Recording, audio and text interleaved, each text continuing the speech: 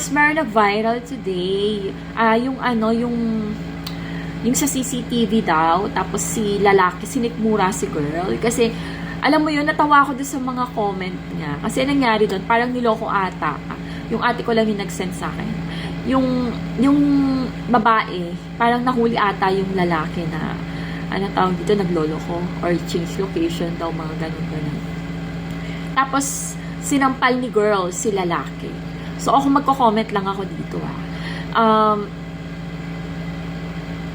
sobrang nakakasad for both kasi yung lalaki is sinaktan si girl ng physically, which is police siya, 'di ba? So, I mean, kung hindi ba dapat, kung halimbawa sinampal ka ni girl, hindi ba parang sabihin mo lang, mag-explain ka na lang sa kanya na, don't do that, wag mong gawin yan.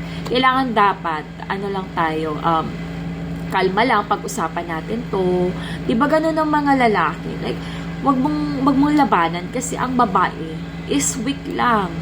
Marupok lang ang babae. Alam mo, kahit sampalin ka hindi ka masasaktan eh. Diba? So, nakakaawa dun sa part ni girl kasi, alam mo yun na parang sinaktan ka na, lumalaban ka pa. Girls, wag kayo masyadong obsessed sa lalaki. I mean, kahit sabihin mong asawa mo pa siya or something, kapag nagloko na siya, either ang gawin mo, lumayas ka na lang or maghanap ka ng iba. 'Di ba? Yun lang naman yung option eh. Hindi mo na siya pwedeng kasi nga, nagloko na siya. It means, ayaw niya na sa'yo. Ganun lang naman yun, 'di ba? So, ayun. Pero I know, hindi ko alam kasi I'm not married, di ba? Hindi pa ako kasal. So, wala akong idea kung paano yung situation kapag merong mag-asawa. Pero ako, as a girl talaga, like, kahit married ako, may anak ako, lalayas ako. Ang daming lalaki, hindi nang laman siya, di ba? I mean, meron magmamahal sa akin. Kaya nga, di ba, dapat, ang lagi ko sinasabi, hanapin niyo is yung lalaking 10 times na mahal kayo, okay? So, ayun, nakakasad talaga yung situation na yun kasi sobrang big ni girl, pero sinikmuraan pa talaga siya. 'Di ba? So, yung emotion is temporary. So, magpigil kayo, girls, okay?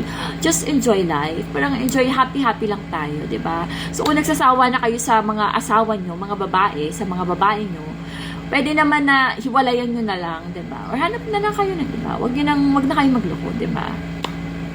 Pero ayun, may mga reasons talaga kung bakit sila nagloloko.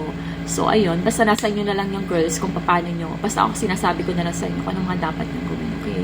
So, ayun na nga, girls. Yun nga, sobrang nakakasad. Alam mo, kung mahal mo yung sarili mo, for girls, kung mahal mo yung sarili nyo, like, mas mahal mo ang sarili mo kaysa sa lalaki. Papayag ka ba ng gano'n? Diba? Masyado kang obsessed sa lalaki. Na parang, ano ba? Siya lang ba yung lalaki? Ano ba? Niloko na nga ako, sinaktan na nga ako, magstay pa ba ako? Papayag ba ako? Oh my God. Pero naintindihan ko, kasi may mga reasons yan kung bakit si girls na obsessed sa lalaki. Hindi natin alam, di ba? Kasi marami talagang mga lalaki sobrang lambing, sobrang ganito, parang kala mo lahat ibibigay sa'yo, pero nagloloko pala, di ba?